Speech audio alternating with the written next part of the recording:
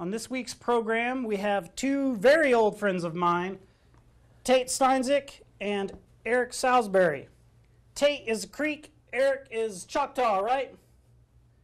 Tate, you might recognize the last name Steinzik, because if you go on our YouTube channel, you can look at some of our archive materials, and we have some videos that were done about the folklore and cultural history, and some of the artwork was actually done by Tate's mother when she worked at the Creek Nation during the 80s. So you can go back and get that little tidbit. He's a second generation, or maybe it's maybe a third generation Native American artist. Yep. So the circle is complete. Yeah, it's always my mom was always putting out some amazing paintings that I always saw around the Creek Council House, and so it's cool to be back hanging with you guys. Yeah, it's great. Besides the fact that we're friends. Oh, apart from the fact that we are deep, good friends. I wanted to have you guys on the show partially because, and for the audience too, this week's show is going to be mostly concerned with like special effects and horror films. If you like horror films and special effects, you're going to love this episode. If you're not into those things, you might want to go check out any of our other content. Last week's show was kind of a political show. This week's show, we're going to do kind of a film type, Hollywood maybe type show, focusing on the horror aspect. Next week's show, I've got two Creek musicians that are going to come on. We're going to do kind of a music show. So you might tune in next week to check that out. Tate. Yes, Jared. In the process of doing research for this, okay, I went and pulled your filmography from IMDb. Oh no. So, Sharknado. Yeah, I knew it. I knew it. Sharknado. Let's not talk about Spider-Man. Let's not talk about Saturday Night Live. Sharknado. Sharknado. Straight to Sharknado. What was that? How did that? That's a movie about sharks in a tornado, Jared. Yeah. Big circle. Is that a puppeteering thing? Was that it? What did you do on that film? I'm just curious. I looked at the... There was a scene where Ian Ziering, don't make the mistake of calling him Ian Ziering, because that's not his name apparently. His name is Ian Ziering. Is that real? He really gets upset if you call him Ian. You might recognize him from such roles as that one guy on 90210. Yeah. But anyway, so Ian Ziering got bit in the butt by a shark. And it was just a little baby shark, but it was flying through the tornado, and then it latched onto his butt. Yeah. So we had to make a little silicone shark that was attached to a spring, so it kind of bobbled on his butt as he ran. Mm-hmm. And then we made like all the practical wounds, like when someone gets an arm bit off, they spray. It was led by a guy named Anthony Pepe, who's a good makeup buddy of mine. But yeah, mostly it was this. We would sit in the trailer, and the director would come in and say, "Yeah, we're going to do that with CG, never mind." And we'd be like, cool. That's why I was curious about that, because I've seen Sharknado. You're like, what part of that was practical? Well, there had to have been some, but there was like credits on there, and I was like, oh, well, I didn't know Tate worked on that. They kept us on standby in case they wanted to do something practical, which often it wasn't the case. Yeah, both of these guys have been trained under Tom Savini, who is the legendary special effects pioneer who did Dawn of the Dead was that his first? I'm sure there was something before. Dawn. Well, he did some smaller stuff, but Dawn was his big hit, and then Day of the Dead, and then Creep Show, and so on and so forth. So he's one of the guys that's one of the first guys that was a special effects superstar who pioneered, turning his work into a brand, kind of. Well, he was also a Vietnam photographer in live scenes of war, so that's why he was so famous for being the gore guy, because he came back all twisted with heads full of crazy imagery. Sure. Well, and we're going to talk about Fangoria magazine a little later, but that's one of the things that I remember from Fango was talking about how Tom Savini used these photographs as source material for his own makeups, et cetera, et cetera. So you mentioned Spider-Man 2. You want to go ahead? The Amazing Spider-Man. Yeah. Okay. Spider-Man. It's different. It's different. It's Andrew Garfield, the English Spider-Man. It's not 3 or no, which? It's not. It's not Andrew Garfield. It's not the Seabiscuit Spider-Man. Okay. It's not.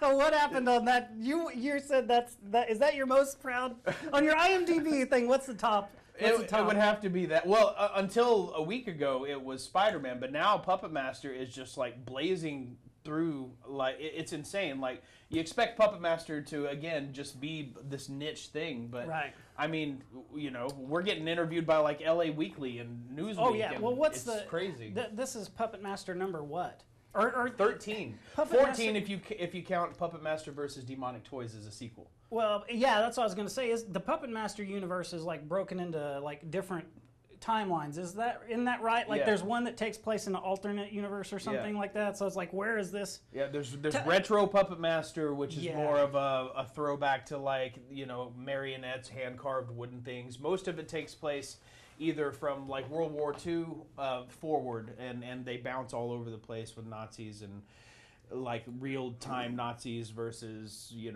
I guess there's still Nazis in the Nazi puppets. Yeah, and then now they're Nazi puppets, which is extra weird. And me and Eric went down to Texas, and we made a bunch of Nazi puppets kill people. The title of the film, and correct me if I'm wrong, but it's Puppet Master: The Littlest Reich. Is that the? That's 100% correct. No, and you were telling to be followed by part 2, which takes place on a cruise liner. It's called Arians Ahoy. Is that real? This or is a it true joke? story. No, that's the best part of the Puppet Master is everyone thinks you're joking, and you're like, nope. Well, that cost $1 million to make. You had told me that at the screamings, at the screenings. Nice. That was well played. At the screenings, the people were laughing, and it was kind of like a horror / comedy type thing that was happening with the thing. So, which is good. Probably for the Puppet Master franchise, because with the number of films that are out there, it's kind of time to not take it so seriously. Yeah, plus the subject matter, like you can only watch so many like hate crimes. Yeah. Without unless you mix in a little comedy. That's going to go in the DVD box. You can only watch Puppet Master: The Littlest Reich. You can only watch so many hate crimes. And you have to inject a little comedy to make it palatable. Otherwise, you're like, holy crap, this is just too much. Yeah. Well, you're into Jason Goes to Hell territory now, with the Puppet Master franchise for sure. Yeah, you can't take it seriously at all. It's like Iron Sky. Like, literally, Adolf Hitler's riding a dinosaur. Like, you have to have that. Yeah. Which is brilliant. Yeah. We did some brilliant stuff, too. On the Puppet Master movie, what did you guys do? I don't want to ruin the movie for anybody if they're going to watch the movie, because I actually haven't seen it yet. Where can you see it? Is it? Well, it's out in theaters right now all over the place. It's in select cities. Like most major cities have at least 1 or 2 theaters playing it. It was playing at Circle Cinema in Tulsa. Do you know how long it's going to be at the Circle Cinema? I think it was just a one-night only thing. And you got did Eric do the? I know you did the Q&A at the Circle Cinema on Saturday, which has already happened. But what was that like? What was the response? It was crazy, man. It's the kind of movie that you want to see in a theater with people, because everyone reacts to it differently, but they all react to it violently and loud. So it's kind of like a Rocky Horror Picture Show. Everyone's screaming and laughing, and it's a lot of fun to see with people. Yeah, those are the type of movies that are vanishing from the spectrum as everything moves into the living room domain. Yeah, like now you get that experience partially in the living room, but kids don't know what they're missing. That's the entire the dollar theater type of thing. Yeah, that's the best. That's the whole like mission statement behind Cinestate and Fangoria Films, and what they're trying to do is create that feeling that we all had as kids watching these movies we're not supposed to watch. And everything is rooted in retro horror, that VHS feeling. So it's awesome. What with the Puppet Master film and the puppets that what did you guys actually construct on the set?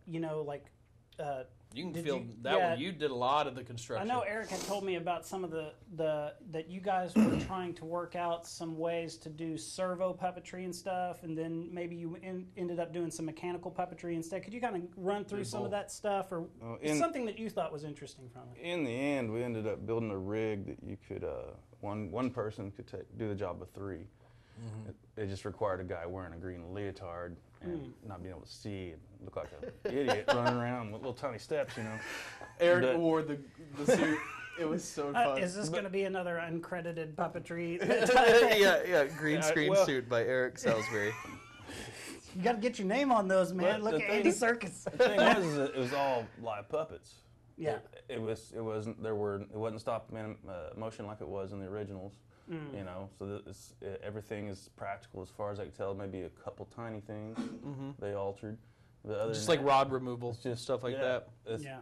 Other than that, it's all puppeteered. It's like real puppets sitting there, and all the gore's real bodies and real blood and guts spraying all over the place. You know, and that's why I kind of when I saw the Puppet Master in the theater in Oklahoma City, it really kind of reminded me of like stuff you'd see in the late '80s, early '90s. Yeah.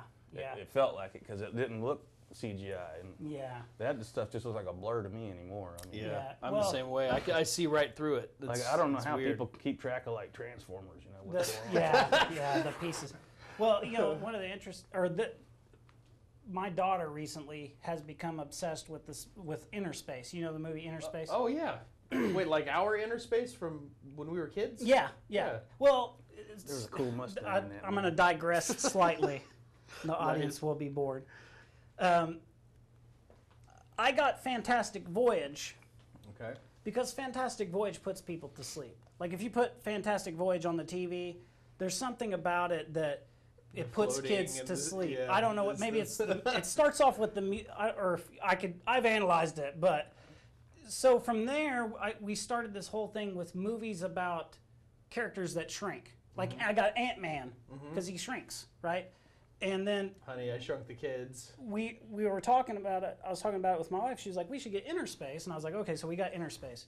People in the audience right now are probably saying, "He let his daughter watch Inner Space? She's 5 years old. That's probably inappropriate." But she's become obsessed with it, so we watched it like every night. But I was watching it. My daughter watched it with me with the commentary on. So we watched the audio commentary, and they were talking about how when they made that film, they didn't have any CGI, right? All of the internals of Martin Short's body were done with practical effects, and then the only thing that they did, they like green screened in Dennis Quaid into the pod in a couple of those shots. And if you watch the film, they really could have got away with not having that because they were doing well, they were trying to do it to reinforce the fact that Dennis Quaid's in this pod. The scale, but they also in the movie have these shots of him in the set with a guy, you know, like they send a guy in to kill him or whatever, and that guy's on the outside, and you can't really see him very good in those shots. So it's like, how does all of a sudden you can see him really well? Anyway, that's my personal critique. In the audio commentary, Industrial Light and Magic got an Academy Award for that. I didn't know that. I was like, wow, they won an Academy Award for that. For Inner Space, huh? Yeah, because they were saying in the commentary that Siskel and Ebert during that period were saying that some of the footage that they had shot in that movie was actual surgery footage or something. You know, and they were like, no, we didn't use any surgery footage. This is what's awesome. Like the resurgence of like retro feeling films is giving us all of these options, which are awesome, and I plan on using them in a lot of my upcoming films. But like for example, The Fountain, you know, the movie with Hugh Jackman. Yeah, yes. Like all of those things that are happening in the background, those were HD footage of chemical reactions happening in a petri dish, like on a microscopic level, and then they blew it up and on a green screen to make it look like it was this environment they were in. And like all of the never-ending story, the sky tricks, the aquarium tricks, you know, all of that stuff. When you take those concepts and you implement them today with modern like editing abilities and camera tricks and things like that, as long as you keep the computers out of it, you can still achieve that feeling, but it's so much cooler. Yeah. And you know, that's a big plan of mine on some of the more otherworldly stuff that's going to happen in Castle Freak. Like, you know, I want things to look like Never-Ending Story. Well, we should probably segue into talking about Sin Estate and how you got involved with them and what they're going to do with some of their back catalog. You know, who is Sin Estate? What do they do? Sin Estate is it's owned by a man named Dallas Saunier. He oddly enough, he owned a company called Caliber Media in New York that used to represent me back when I was there, and so we had this connection, and I didn't even realize it until Puppet Master came about. But he left New York, moved to Dallas. I left New York and moved to Tulsa, and then we reconnected when he started getting Puppet Master off the ground. But basically, Sin Estate bought Fangoria. Cinestate has been working with Charles Band, you know, the creator of Full Moon. Oh, yeah. So, yeah, that's... Oh, and just for the audience, Fangoria, if you Google it, it's old, kind of a horror film style. Like, it's about special effects and horror films and stuff like that. It's hugely popular amongst the horror aficionados. Yeah, it's where it was like, you know, and it went out of business, and then it came back, and then it went out of business, and it came back, and he's bringing it back in the correct way. Like what we all kind of feel was like the demise of Fangoria was when they tried to flip over into a digital format. They started thinking that the world didn't want to touch things anymore and like just wanted dirty keyboards. Well, that a lot of publishing outlets, that's been like that transition has caused damage to a lot of publishing of newspapers. But I feel like if you resign to that, you're just dooming yourself anyway. Because I mean, how long is the public interest going to be in going to a website? Like, you have to have something collectible, something to touch, something you can sit on the back of your toilet. You know what I mean? Like that's real, and Fangoria knows that, and that same sort of mentality shines into their films. They're like, we want to touch it. Like, their number one rule is no CG on set. We do not do that. You know? Oh, interesting. I do. You have no many time, and me that's pretty bold. You know, because normally that's like your go-to wrench that you use in a situation that, you know, like you're not budgeted to get out of here, and you dump some money into having some of your budget left to do CG to clean up something. Yeah, we'll fix it in post. That's interesting. No, and we're the guys that end up dealing with that. They're like, no CG, and we're like, you know, because they want all of this crazy stuff to happen. And like, to be honest, you know, people always think us as practical artists we're anti-CG, and that's not the case at all. It's a marriage of the two is the best for both worlds. Yeah. Like, you know, if somebody gets their leg cut off in a movie, there's nothing better than putting a green screen sock over that leg so you have a real person with a real stump, and you just take that leg and remove it in post. But, you know, even things like that, you know, they don't want to do that at Cinestate. They want it all to happen practical, live on camera.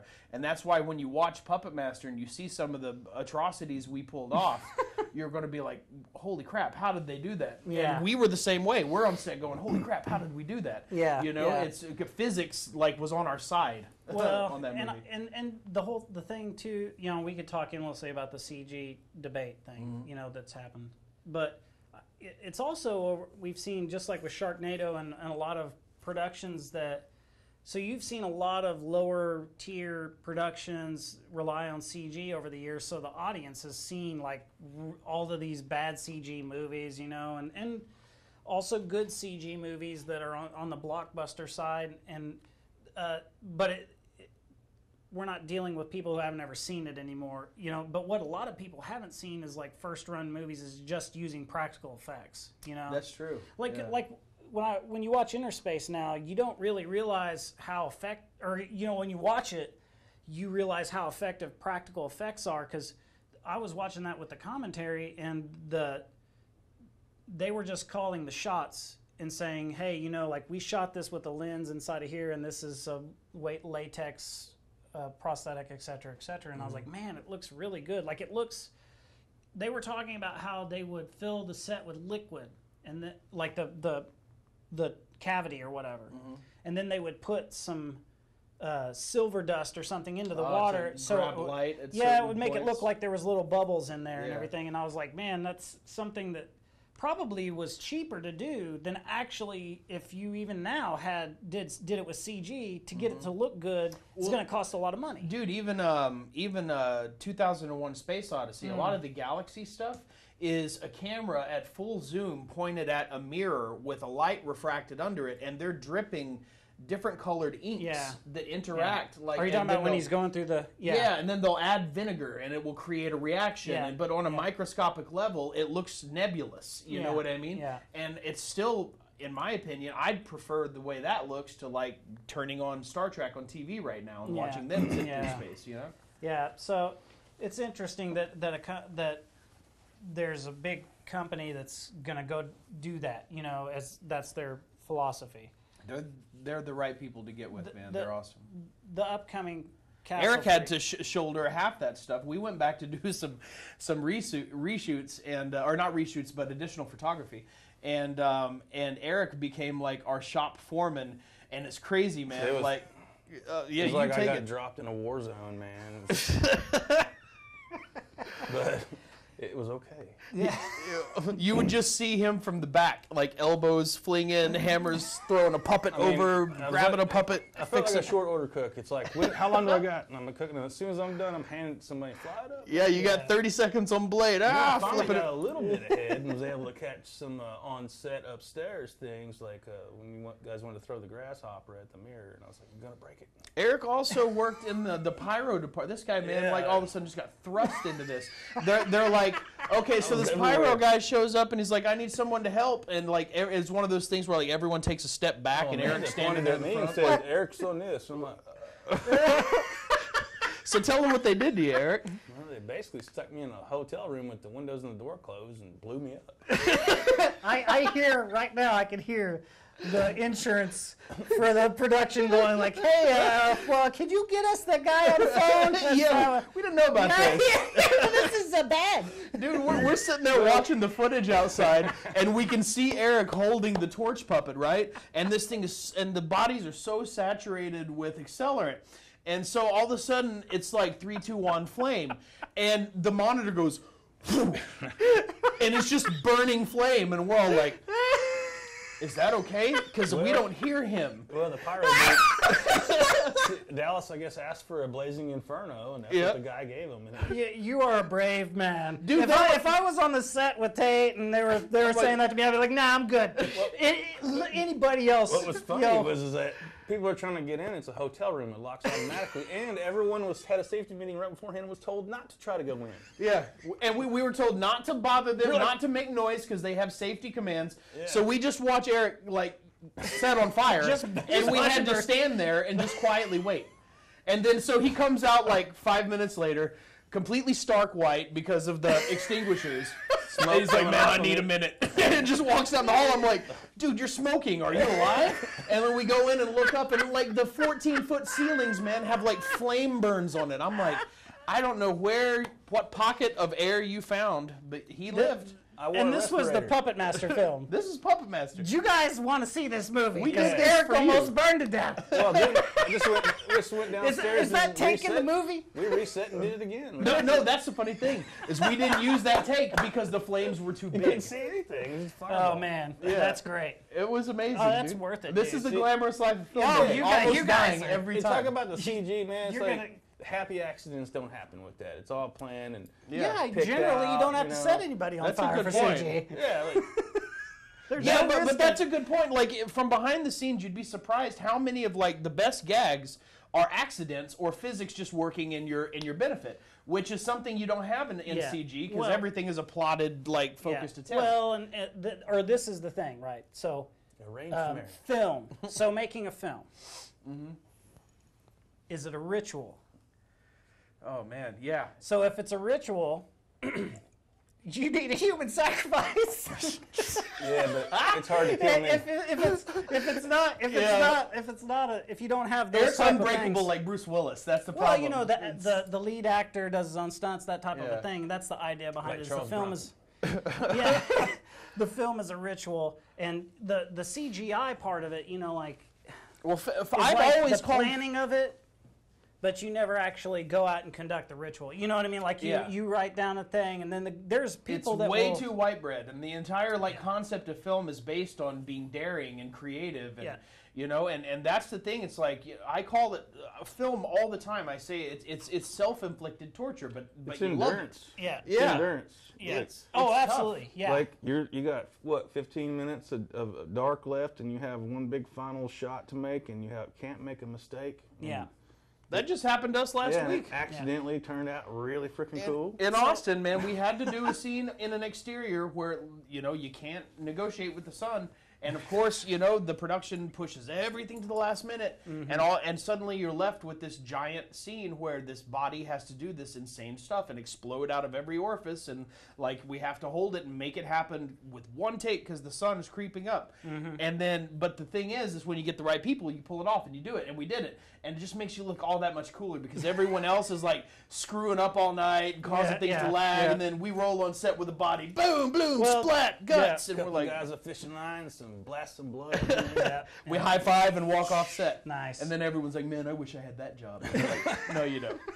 No, you don't, man. Yeah, well, if those are the same people saw Eric get set on fire, they're crazy. No, exactly. But It was rather cathartic getting Yeah. my history, which you yeah, sure, absolutely. That's what I don't know if I was in your position. I don't know. Eric came out a changed man after that. He was like, he Baptism became by one. fire. Yeah, he became one with the flame. I think I dude. got a little respect from the whole crew at that moment. There was like a moment of silence, like, When you walked away smoking like a steak on a plate, and all you did was say, "I need a minute." You 60 definitely, seconds. yeah, you definitely got some respect from that. So, Castle Freak. Oh, jeez, here we go.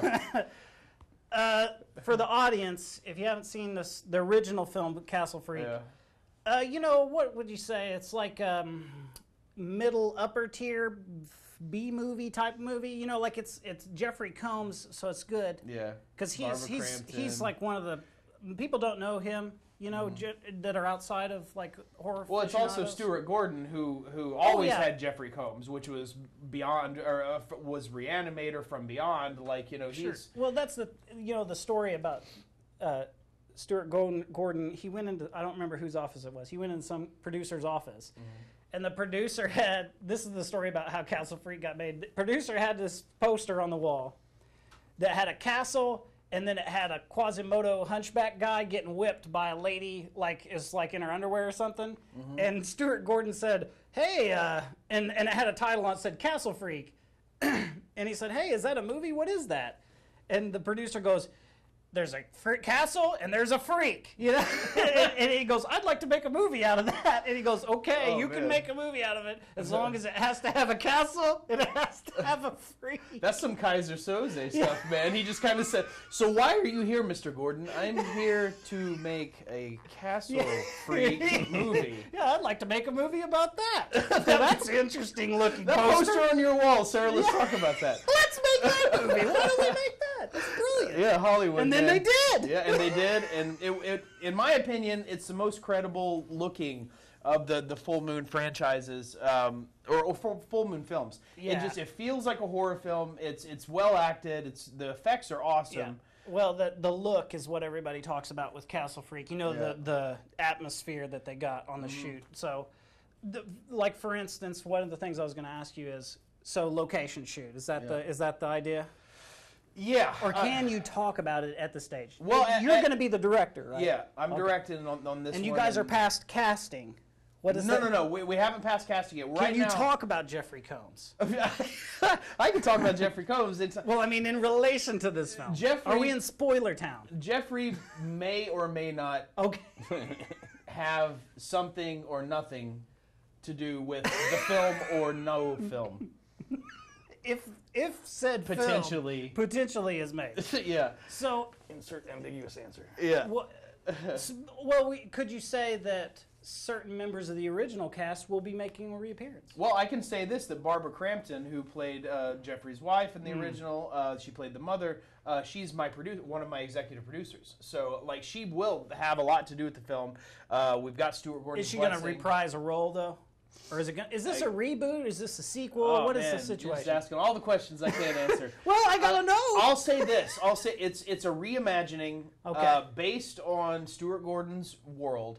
But the thing that a lot of people don't know is that Castle Freak is beyond the fact that it's based on a poster that was on that guy's wall. Right. It's also based on a story called The Outsider by H.P. Lovecraft. Right. So having that option, I couldn't say no to that. I'm like, guys, that's just that's a service road directly to the Lovecraft world. Like, we got to take advantage of that. Sure. And our entire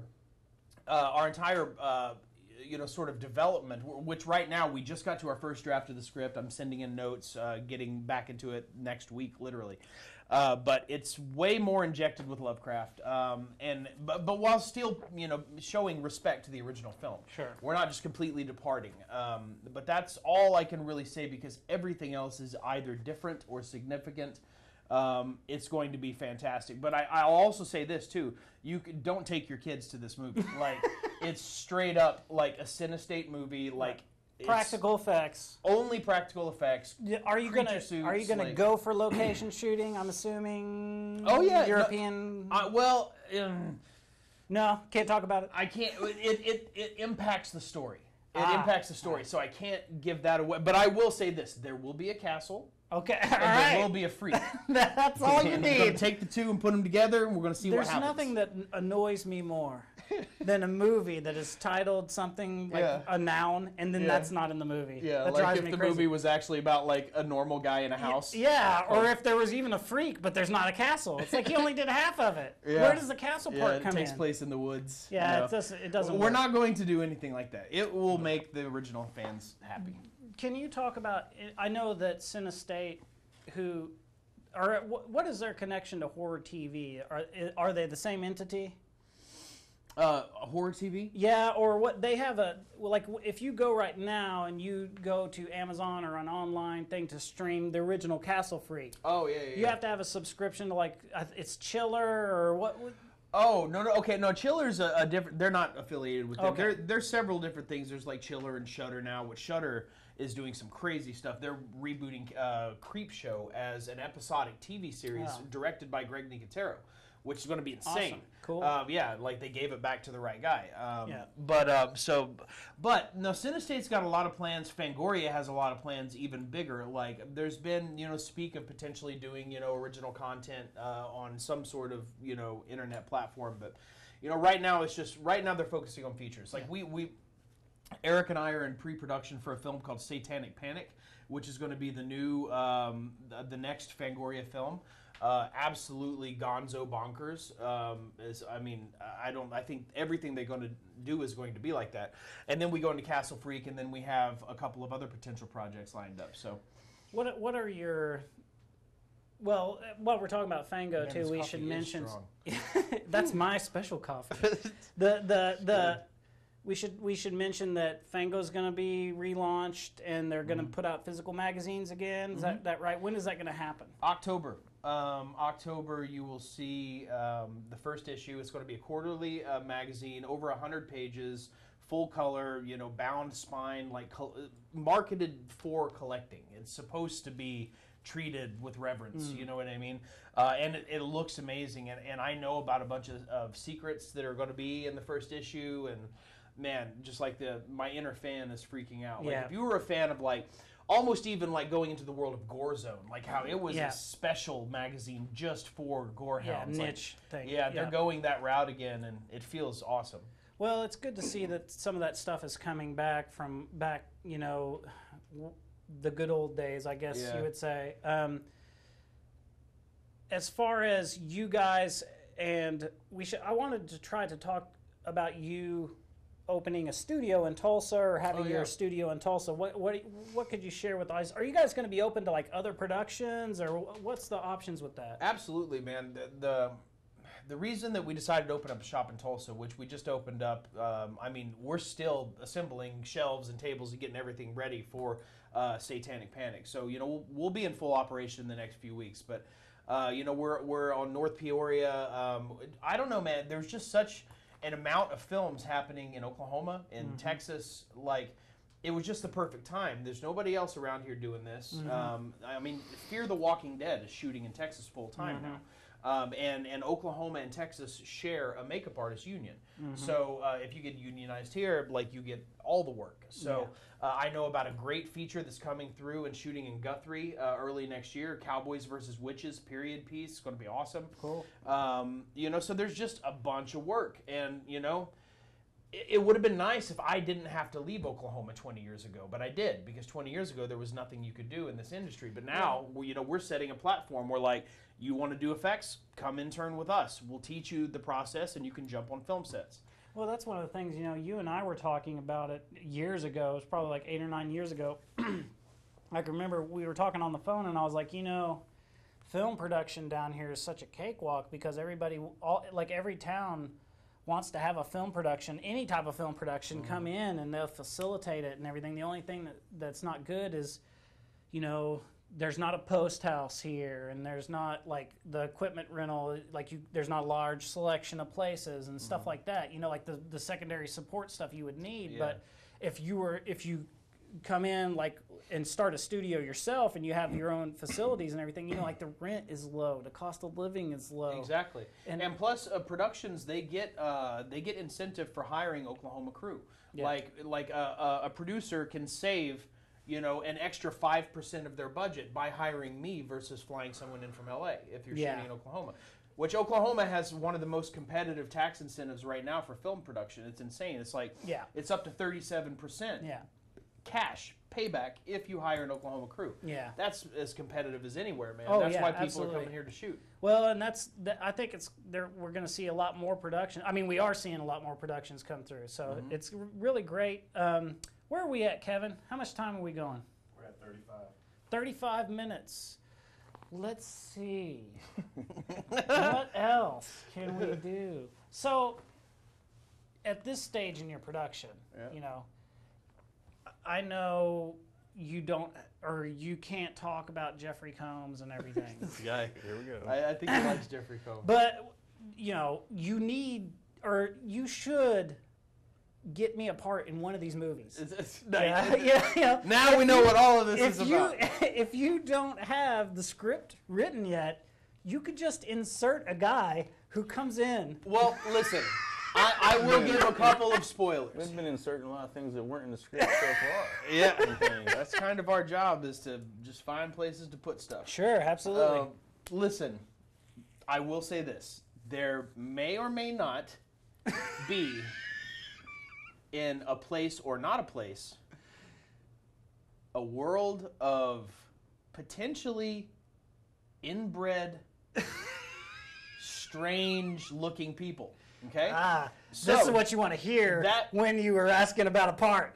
I've got an inbred mutant, and I'm gonna you look the part. Typecast. Don't want to typecast totally you. Typecast as long as me. he's in there panning for gold for some reason. I want to be the prospector that comes in. Oh man, dude, you crazy kids and your get demons! Out of my town! I'm trying to pan for gold. Will you be? Can I put a panhandler in every one of my? Yeah, that's what you'll just be the consistency. Well, we were talking about Inner Space, Joe You'll Dante. be like Stan Lee in all the Marvel movies. Well, I'll have Jared panning for gold. Like Joe Dante has, what's his name? The guy that's in all of his movies. You know, like that type of a thing. You could do that. Yeah, sure. Yeah, he doesn't have big parts. He has a couple lines. Does he pan for gold? He should. I mean, that working that in. You know, if you do a space movie, how are we gonna do that? No, I don't know. Maybe we can find like a Charles Manson cameo or something. Yeah, it's easy, is what I'm saying. He's like, I got this. You don't even have to do the makeup. Well, in all seriousness, there's absolutely. Because then we could put it on the show. I know the place to put you. I just can't talk about it. Oh, a place is there. There's a little pocket for a universe, but I can't talk about it. Okay, I got you. Yeah. After we shut everything off. Yeah. I think we've covered almost everything, future production-wise. Well, if you guys want to see what we're up to, go to illwilled.com. That way you can see what productions we're working on, what we have coming up. We're in Tulsa. You can pop in. You can actually see, which I'd love to invite you up at some point to come and check out the studio and all the creatures and everything. That would be great. You know, and I mean, theoretically, we could do a live remote up there or something like that if we can work it out. Yeah, I'd love to. I got one more item of business before we wrap. So last week, I've got to address the couch controversy. Okay. So we've had complaints about the couch, and on our this couch, yes, this couch is awesome. Well, on our show, we try to address all the complaints and we try to make everybody happy. That's what we do.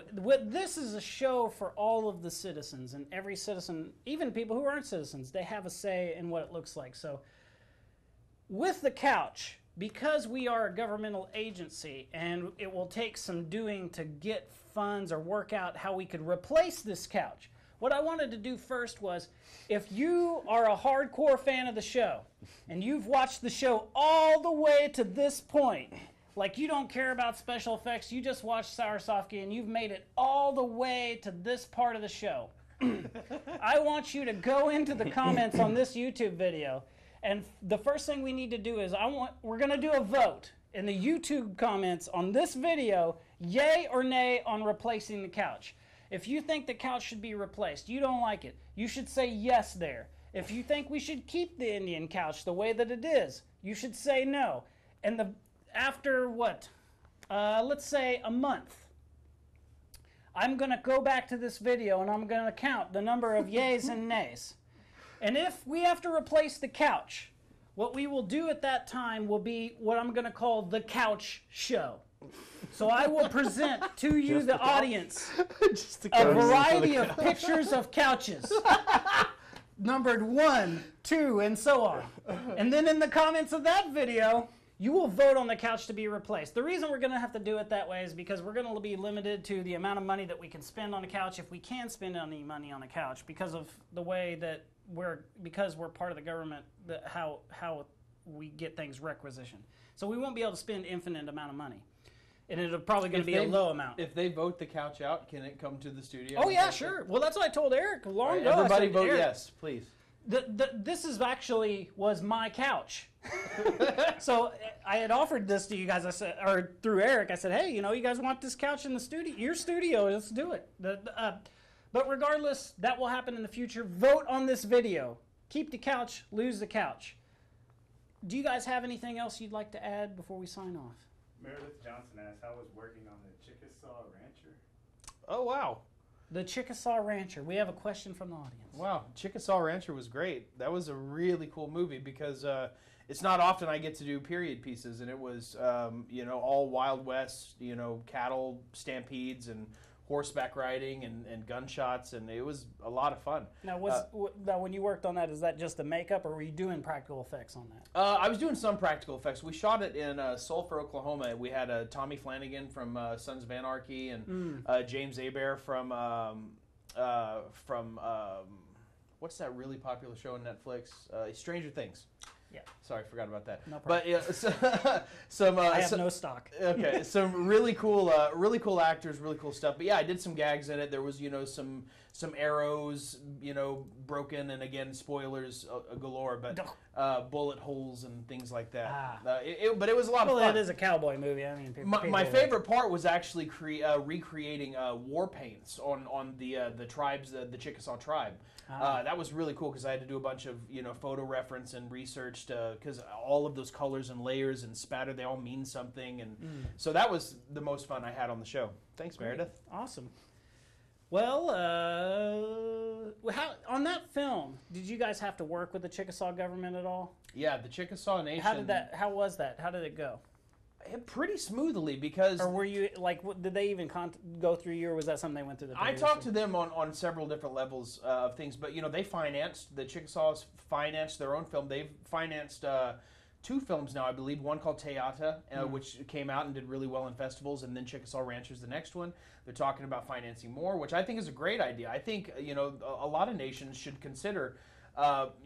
documenting their history the way that the Chickasaws are. They're taking stories of their forefathers and all of these legends and myths and all of these things and turning them into high budget productions, which is awesome. But yeah, so they financed, but they kind of stepped back and let the people do their jobs, which is great. You never see that in Hollywood. Anyone that finances, they're right in the middle, like bugging. Right.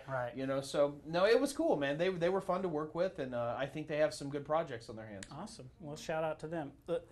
I think she's, let's see. Is that about the couch? No. Meredith is my wife, everybody. So I'm just checking. Okay. We did that. We just did that. Let's see, what else? I think we've covered everything. We've talked about a lot of stuff. Let's talk about aliens. Okay, what do you want to talk about with aliens? I remember when we were in 8th grade, we used to sit on your roof and look for UFOs. Yeah, the truth is out there. It's important. It's important that people know. Well, life is not all puppies and flowers. There's aliens, too. I've seen a UFO. When I was a kid, I saw a UFO. And then later, probably 2 years later, I went on the internet. And this was the primordial internet, like 95, 96. and I found a photograph of, I saw the UFO in Tulsa, and somebody had posted a photograph of it, said Tulsa UFO, and it was the thing that I saw. So somebody else had taken a picture and posted on there. Now, was it actually an alien? I don't know about that part. Could have been a helicopter. That happened to or us something. when I was a kid out in Morris, or I'm sorry, out towards Obogie Lake when we had that place out there. There was... my dad and mom used to call them the swamp lights. We would see them all the time. Remember I talked about we should do a documentary about that or try to get those on camera. I know. Because that would just be a matter of... We saw them all the time. And then the one time that they didn't, they'd usually interact and then disappear back in the woodland. But the one time that it kept coming, that's when my mom flipped out and threw me and my sister and locked us up in the bedroom. And I just remember the window shaking. But she said this giant triangle not making any noise passed over the house. And I'm like, Mom, you're crazy. But the thing is like apparently like 100 other people saw it. They were calling and reporting it to the Obogie airport. It was in the newspaper. Like it's aliens, man. Yep. Well, or we don't know what it is. Or secret military. Well, aliens could be ghosts. Could be Nazis. I don't know about secret. Well, it could be secret military. They have could have been like Tinker Air Force Base. Or they fly helicopters over here. See, I have a theory about this too, man. Why do you think that they only show up like way out in the remote sticks, right? Like, all right, see, this is what makes me think it's not humans. I think it's aliens, because if they're smart enough for intergalactic travel, they're smart enough to know that no one believes a redneck. Well, they're actually, or I would say this. There is a really interesting book written called Abduction. Yeah. And we're way off topic. We should probably, I will tell you this, but we're going to wrap, because we're going into a different show. We're going to stop this one and we're going to start Sour Sofkee. It's going to stream on a different channel right after this. We'll put bonus content up somewhere if you're interested. Yeah. So we appreciate everybody who's watching, and tune in next week. We're going to have some musical guys come on. We're going to talk about music and so many things. So we appreciate you watching Sour Sofkee, and we will see you guys next time. Kevin, take us out.